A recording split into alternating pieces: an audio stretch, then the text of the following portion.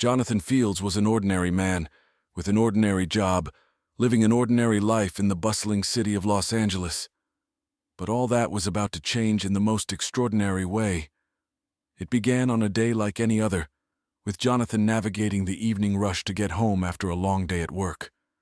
The last thing he expected was to be intercepted by a shimmering light and a low humming sound as he walked through the park. As the light grew more intense, Jonathan found himself rooted to the spot, unable to move. Around him the world seemed to slow down, and then, with a flash that blinded him momentarily, everything changed. When his vision cleared, he was no longer in the park, but standing inside what appeared to be a spacecraft, facing three beings that were distinctly not human. The beings were tall and slender, their skin a luminescent silver that seemed to glow from within. Their eyes were large and expressive, colored a deep shade of amethyst, and they watched him with a curiosity that was almost palpable. They communicated not with words but with thoughts, their intentions and questions flowing into his mind as if they were his own. "Jonathan Fields," the central figure began, her voice a melodic echo in his mind. "We have come from a distant world in search of a human with your unique genetic makeup. You have been chosen to help us in a crucial task." Confused and still reeling from the shock of his abrupt abduction, Jonathan struggled to understand. "Chosen? For what?" he managed to ask, his voice sounding weak even to his own ears.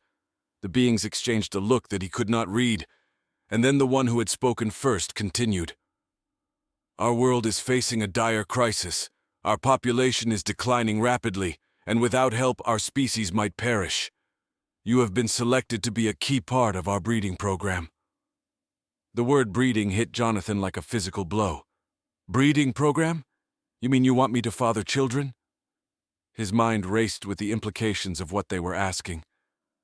"Yes," the being replied gently, sensing his distress. "Your genetic profile is exceptionally compatible with ours. Your participation could save our people." Jonathan took a deep breath, trying to process the information. His initial shock was quickly giving way to a barrage of questions about ethics, logistics, and the sheer absurdity of the situation. But before he could voice any of them, another being stepped forward, her tone reassuring. "We understand this is a lot to ask of you, Jonathan. You will not be forced into anything. We wish to show you our world, explain everything to you, and hope that you will agree to help us." With a mixture of fear and intrigue, Jonathan finally nodded, signaling his willingness to at least listen to what they had to say. The decision made, the atmosphere in the room lightened slightly, and the beings moved to show him around the spacecraft, explaining their technology, their culture, and what his role would involve. As the tour ended, they approached a large window looking out into the vastness of space. The view was breathtaking, with stars stretching endlessly into the distance. It was a sight that made all earthly concerns seem trivial by comparison. "We hope that you will decide to help us, Jonathan Fields," the first being said, her eyes reflecting the starlight. "But no matter what you decide, this journey will change your life forever." As Jonathan stood there, looking out at the cosmos, Jonathan's first glimpse of the alien world was something out of a dream. The landscape was a surreal palette of colors he had never seen on Earth. Towering structures that resembled both crystals and organic growths pierced the sky, reflecting the light of the world's twin suns in dazzling arrays of light. The air was crisp and carried a faint, sweet scent, almost like jasmine. Upon their arrival, he was greeted with a mixture of reverence and curiosity by the alien inhabitants. Their clothing, if it could be called that, was an extension of their bodies, shifting in color and form with their movements and emotions. Jonathan was guided through the city, each step bringing new wonders, from the floating platforms that served as transportation to the harmonious blend of nature and technology that characterized their infrastructure. As days turned into weeks, Jonathan learned more about the aliens, whom they called themselves the Iranians. Their society was built on principles of harmony and empathy, with an advanced understanding of both technology and what they referred to as the spirit, a kind of communal psychic connectivity that bound their thoughts and feelings. The Iranians were gentle, their demeanor calm, and their intentions clear. They showed Jonathan their libraries, filled with knowledge spanning the universe and their gardens, where plants and flowers of unimaginable beauty grew. They shared their art, a vivid expression of their history and dreams, and their music, which seemed to resonate directly with one's soul. The issue of the breeding program was approached with the utmost sensitivity. The Iranians explained that the genetic diversity needed to sustain their population had dwindled dangerously low due to a long-past calamity that had severed them from other colonies across the stars. Jonathan's DNA carried markers that were exceedingly rare and compatible with their own, offering a beacon of hope. They introduced him to Lyra, the lead geneticist of the Iranian Science Council, who was to be his main point of contact regarding the breeding program. Lyra was different from the rest, more reserved and intensely focused on her work, yet she possessed a warmth that gradually eased Jonathan's apprehensions. "Our methods are not invasive," Lyra explained one afternoon as they walked through a bioluminescent forest. "We combine genetic material in vitro and grow the embryos in a lab environment. You are not expected to father children through conventional means. Rather, you are contributing to a new generation of beings who will carry forward both our species." Jonathan listened, his mind torn. The scientific part. As the days melded into one another, Jonathan's understanding of the Iranians deepened. He attended council meetings where genetic diversity and population sustainability were discussed with a seriousness tempered by optimism. These sessions were not merely scientific debates, but also philosophical explorations of what their society could become with the integration of human elements. In one such meeting, Jonathan was introduced to a panel of historians and ethicists.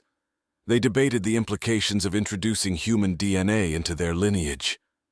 "It is not just a merging of genes, but of histories and potential futures," one historian argued. Another countered, "We must be cautious, for this integration could alter the very fabric of our identity." Jonathan listened, fascinated by the depth of their foresight. The Iranians considered every angle, from the scientific to the spiritual. They viewed him not just as a donor, but as a partner in this grand experiment. This respect made him feel less like an outsider and more a part of their community. During his time on the alien planet, Jonathan also started to participate in their daily activities.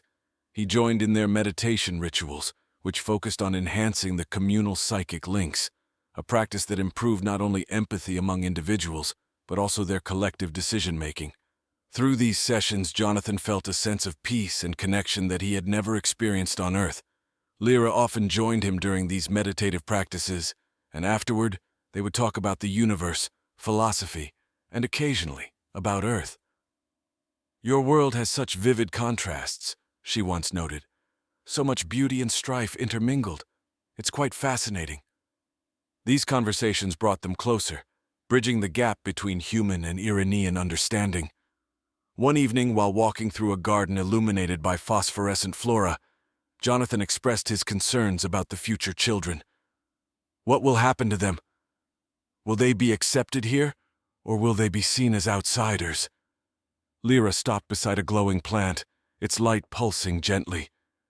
"They will be Iranians, as much as any of us, perhaps even more. They will embody the best of both our worlds. Our people have faced integration challenges before, but empathy and understanding have always paved the way." Reassured by her words, Jonathan realized his fears were being overshadowed by the potential of what they were creating together. The project was no longer a distant scientific endeavor. It was about life, continuity, and hope. Decision time approached, and Jonathan felt ready. Standing before the council, he declared his willingness to participate fully in the program. "I've seen the care and thought you put into every aspect of your lives," he said. "I trust you with my contribution to your society, and I'm ready to be part of this new chapter." The council, moved by his commitment, showed their approval with a symphony of harmonious tones, a sound that resonated through the chamber, echoing the communal spirit of the Iranians. After the meeting, as Jonathan and Lyra walked back through the radiant streets, the city seemed to glow with an extra vibrance, reflecting the promise of new beginnings. The decision was made, and for the first time since his arrival, Jonathan truly felt at home, his heart at peace with the path he had chosen. Months passed, and the breeding program progressed with promising results. Jonathan spent much of his time in the laboratories, learning about the genetic techniques the Iranians employed. The first embryos developed were a testament to the compatibility of human and Iranian DNA, blending traits seamlessly in a harmony that amazed even the seasoned geneticists. As the program's success became evident, Jonathan's role expanded. He became a liaison of sorts, not just participating in the program, but also helping to explain the process to other potential human contributors who, like him, might be approached in the future. His unique position bridged two species, and he found a profound sense of purpose in this role. The city buzzed with anticipation as the first of the new generation was set to be born. Unlike human childbirth, Iranian births were quiet affairs, with embryos maturing in specialized chambers that mimicked womb-like conditions. Jonathan was present as the first of these chambers opened, revealing a small, delicate being whose features were a blend of human and Iranian characteristics. Lyra stood beside him, her eyes wide with wonder and emotion. "This is a historic moment," she whispered. "Not just for us, but potentially for the entire galaxy." The child, a girl they named Lyra. The establishment of the interstellar embassies was a project of unprecedented scale and ambition. Jonathan took an active role, using his insights into both human and Iranian cultures to shape the initiative. The embassies were designed not just as diplomatic outposts, but as centers for cultural exchange and mutual learning. As the first of these embassies took shape on a neutral planet, Jonathan was often in transit between worlds, part of a team that included both Iranians and humans. They faced numerous challenges, from logistical issues such as life support requirements for different species, to more complex problems of intercultural communication and legal diplomacy. Each embassy was a marvel of architecture, combining elements of Iranian aesthetic, fluid, organic shapes and bioluminescent light, with human practicality, robust, functional structures with clear, straightforward designs. The buildings were meant to be a physical representation of the partnership between the two species. Lyra, now a young adult by Iranian standards, joined Jonathan on some of these missions. Her unique abilities made her an invaluable asset. She was able to feel and sometimes even see the emotional undercurrents during negotiations, providing insights that went beyond words and gestures. Her presence often eased tense moments, her innate ability to project calm smoothing over potential conflicts before they could escalate. During a particularly difficult negotiation with a species known as the Terelvans, who were skeptical of human motives and wary of Iranian psychic abilities, Lyra's talents proved crucial. The Terelvans, a reptilian race with a complex honor code, were initially resistant to the overtures of alliance and trade. However, Lyra was able to sense and respect their deep-seated need for respect and security, guiding the human Iranian delegation to approach the negotiations in a way that honored the Terelvans' values. Jonathan watched proudly as Lyra navigated the delicate intricacies of galactic diplomacy, her demeanor always respectful and her insights profoundly impactful. Together, they managed to broker an agreement that opened the doors for future cooperation. Back at the Iranian homeworld, Jonathan and Lyra reviewed the progress of the embassies. They discussed strategies to involve more species in their alliance, planning missions to distant worlds, and drafting treaties that emphasized mutual benefit and peaceful coexistence. The success of these endeavors brought new challenges. Other human governments wanted to be involved, each with their own agendas and priorities. Jonathan found himself in a delicate position, advocating for a balanced approach that prioritized the greater good over any single species' interests. Through all these complexities, the bond between Jonathan and Lyra deepened. They were often seen walking together through the bioluminescent forests of her world, discussing potential futures not just for their own species, but for the galaxy at large. Their conversations, once mostly professional, had grown more personal, each finding solace and understanding in the other. In one of these moments, under the ethereal light of the glowing flora, Lyra turned to Jonathan. "What we are building here," she said, her voice tinged with emotion, "is more than a series of treaties or diplomatic posts. It's a testament to what can be achieved when beings choose to reach beyond their boundaries, to understand rather than to conquer." Jonathan nodded, feeling the weight of their accomplishments and the vastness of the road ahead. They were pioneers, in a sense, charting a course through unexplored territories of interstellar relations. As the stars twinkled overhead, mirroring the bioluminescent lights of the forest, he realized that this expanded mission was not just about forming alliances, but about fostering a galaxy where understanding and cooperation were the cornerstones of existence. The interstellar embassies became beacons of cooperation and understanding, flourishing under the stewardship of Jonathan, Lyra, and Elira. With each new species that joined the alliance, the network of embassies expanded, each new member adding its unique perspective and strengths to the collective efforts. The galaxy, once a vast expanse of uncharted and isolated civilizations, began to resemble a tightly woven community, its threads bound by mutual respect and shared goals. Amid this backdrop of galactic diplomacy, Jonathan reflected on the profound changes in his life since his unexpected departure from Earth. What had begun as a startling abduction had transformed into a mission he could never have envisioned, deeply entwined with the fate of not just one, but many civilizations. His initial reservations had long since faded, replaced by a deep commitment to the cause of galactic peace and unity. The success of the embassies also brought personal changes. Jonathan and Lyra, having spent countless hours together planning, negotiating, and dreaming of a unified galaxy, realized that their bond had evolved into something much deeper. They decided to formalize their partnership in an Iranian ceremony, which blended elements of human and Iranian traditions, an emblematic fusion that mirrored the very essence of the embassies themselves. As they stood together, surrounded by friends from various worlds, Jonathan felt a surge of hope and fulfillment. The ceremony was not just a union of two individuals, but a symbol of what they had achieved, bringing disparate worlds together in harmony and cooperation. Meanwhile, Elira had grown into her role as a diplomatic envoy. Her unique abilities and dual heritage enabled her to mediate complex discussions and soothe historical grievances. She was a living symbol of what could be achieved through the integration of different cultures and species. Her work, often challenging, was vital in resolving conflicts that had once seemed insurmountable. The embassies also served as centers for cultural exchange, where art, music, and literature from different worlds were shared and celebrated. These cultural events did more than entertain. They educated and enlightened, breaking down barriers and misconceptions.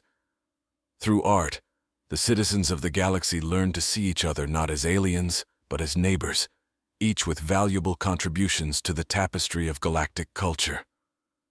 One of the most significant milestones was the establishment of a Galactic Council, where representatives from all allied species could discuss issues affecting the galaxy at large. The Council was a forum for debate, decision-making, and problem-solving, guided by principles of fairness and transparency. Jonathan was elected as one of the human representatives, a role he took on with a deep sense of responsibility.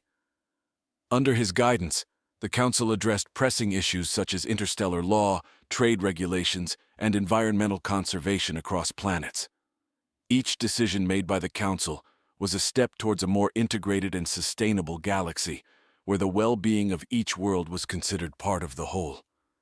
As Jonathan sat in a council meeting, listening to the vibrant discussions around him, he marveled at how far they had come.